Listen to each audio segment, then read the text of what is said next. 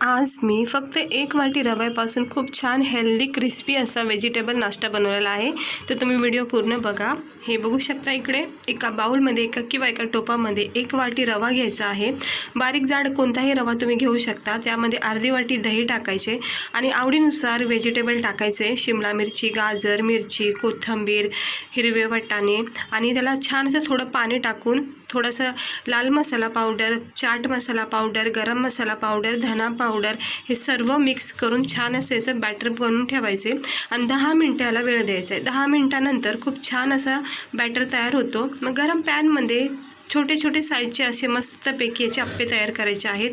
Vegetable अप्पे ह्याला तुम्ही बोलू शकतात किंवा रवा अप्पेसुद्धा ह्याला बोलू शकता।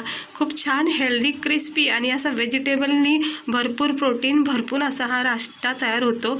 तर तुम्ही नक्की ट्राय करा आणि आवडला असेल तर नक्की असेच व्हिडिओ बघण्यासाठी चॅनलला सबस्क्राईबर करा।